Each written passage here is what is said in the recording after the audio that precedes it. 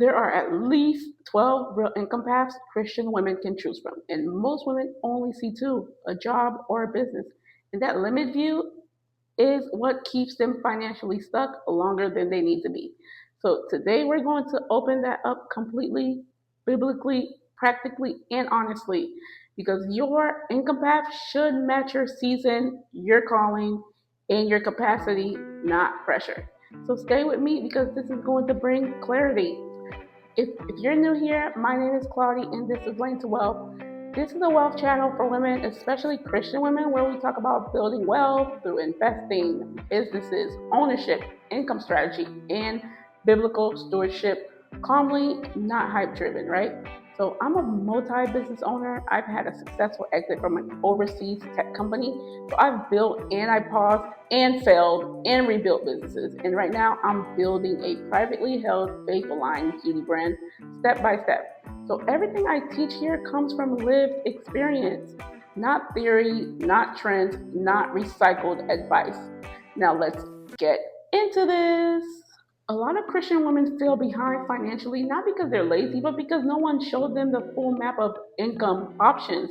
You were shown get a job or start a business. That's not the full map. So scripture never shows only one income stream model. Never. It shows stewardship, trade, investing, ownership, service, multiplication. We're going to walk through the real landscape today, right? Not hype paths, just real paths. And one of these paths, the one I almost ignored, ended up being the one I now tell every aspiring entrepreneur not to skip. So we'll get to that one shortly, okay? So let me start personal. I want to start with something personal, right? So income path number one, strategic employment, right? Jobs, traditional employment was never naturally me. So I couldn't deal with the politics, the hierarchy games, the approval structures, right? Some people thrive there, but I didn't. But here's what maturity taught me, right? As I got older and started realizing things.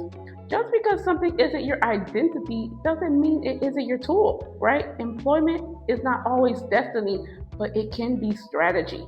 So Joseph served before he ruled, right? Daniel served before he governed.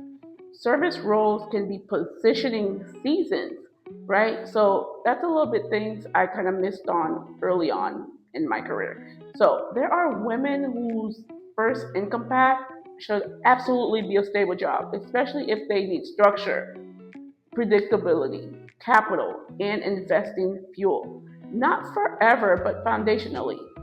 And connected to that, the one I regret not doing earlier, that's it, right? Working a part-time job. So income path number two, part-time work while building a business. Part-time work while building a business, let me be very direct here.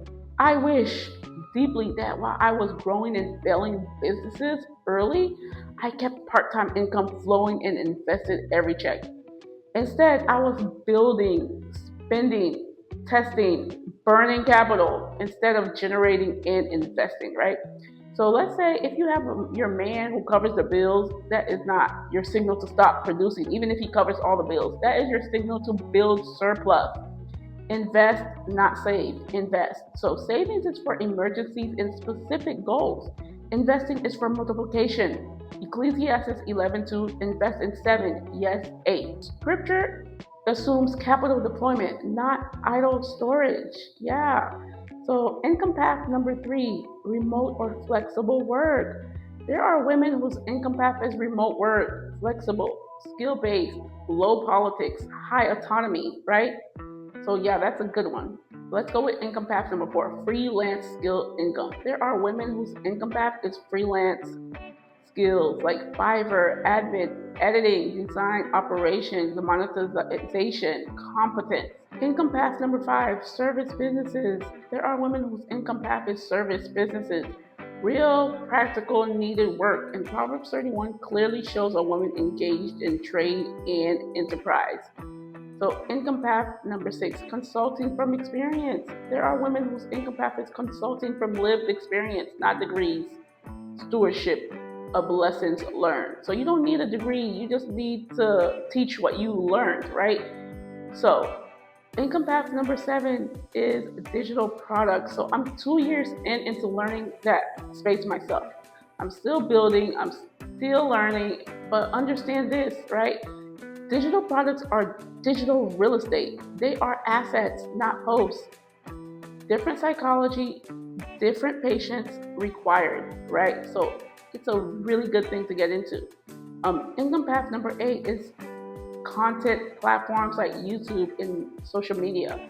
Content platforms like YouTube, which is I'm building right now with you. Hello, this is also an income path, but it is slow authority building, not fast money.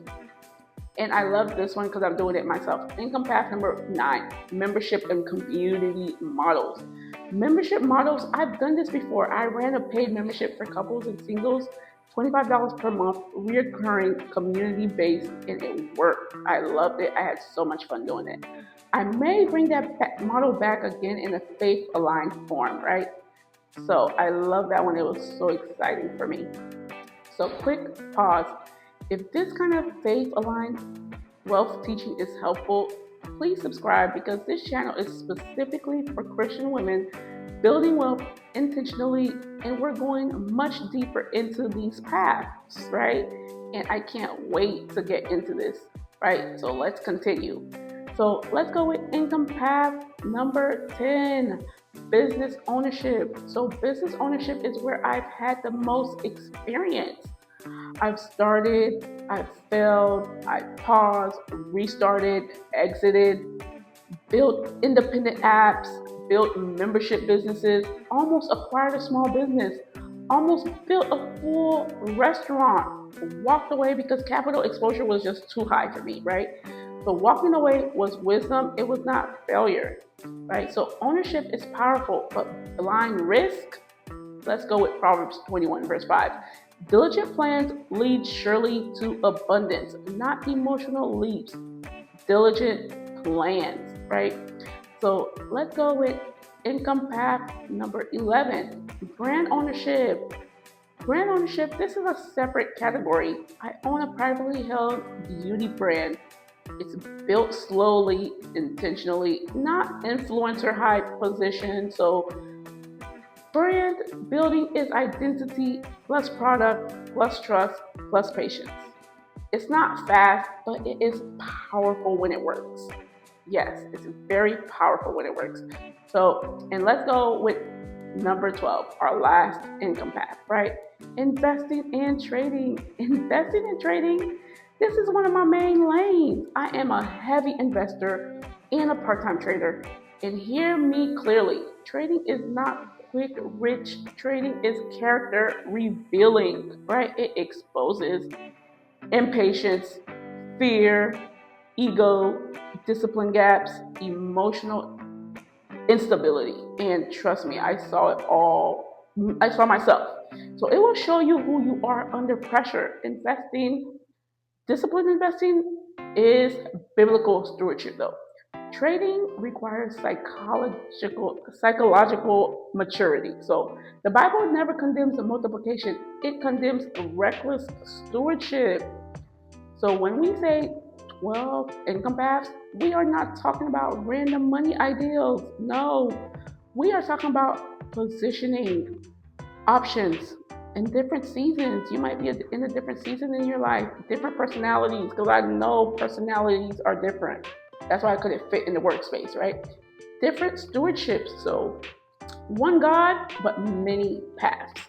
So yeah, so for women who want to build wealth in a faith-aligned way, I'm opening a private Christian women's wealth community, small, intentional, and structured. So, but if it's open, it's linked below, right? So I'm not sure when it's going to open yet, but if it is open, email me if you want to be notified when the doors open because this will stay private and focused. So send me an email if you found this video while my link is not there yet, send me an email. So this is Link to Wealth. We don't chase wealth, we're chosen to create it. So thank you for watching and I hope to see you on the next one.